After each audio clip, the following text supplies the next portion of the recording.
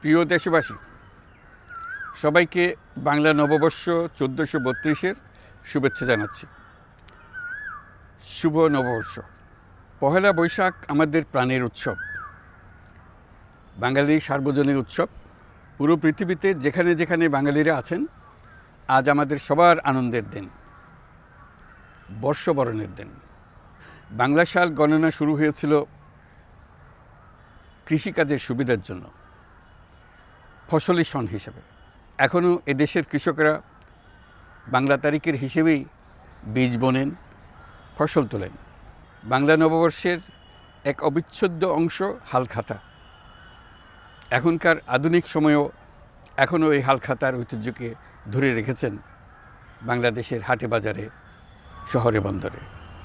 নববর্ষের বৈশাখী মেলায় বাংলাদেশের জেলায় জেলায় উদ্যোক্তারা সারা দেশে ঐতিহ্যবাহী শীতল পাটি, মাটির হাঁড়ি পাতিল, খেলনা, হাত পাখা ইত্যাদি তৈরি করে নিজেদের সৃজনশীলতাকে তুলে ধরেন এই দিনকে উপলক্ষ করে।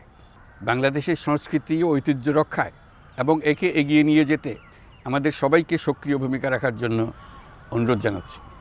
আমাদের এইসব ঐতিহ্য যেন আমাদের নিজেদের মধ্যে সীমাবদ্ধ না থাকে, আমাদের সংস্কৃতি যেন আমরা ছড়িয়ে দিতে পারি বিশ্বের দরবারে। বছরের এই দিনটিতেই আমরা সুযোগ পাই আমাদের সুদীর্ঘ ঐতিহ্যকে নতুনভাবে নতুন প্রজন্মের কাছে উৎসবমুখর পরিবেশে তুলে ধরতে এবং পৃথিবীর সামনেই তুলে ধরতে।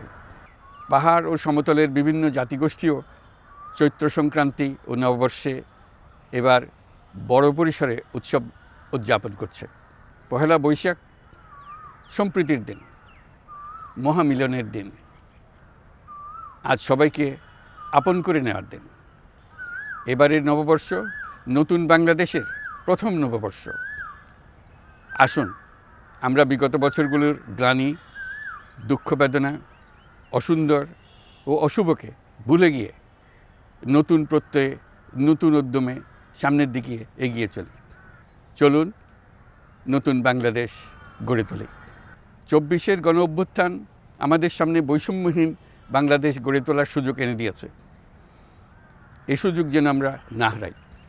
বৈষম্যহীন বাংলাদেশ গড়াই হোক এবছর নববর্ষের আমাদের অঙ্গীকার। আমি নববর্ষের সকল আয়োজন ও উদ্যোগের সাফল্য কামনা করছি।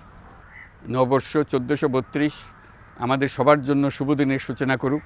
নববর্ষ আমাদের সকলের জন্য নতুন ও গভীর আনন্দের উন্মোচন করুক, এই কামনা করছি। সবাইকে আবারও আমার নববর্ষের শুভেচ্ছা ও সালাম জানাচ্ছি। আসসালামু আলাইকুম।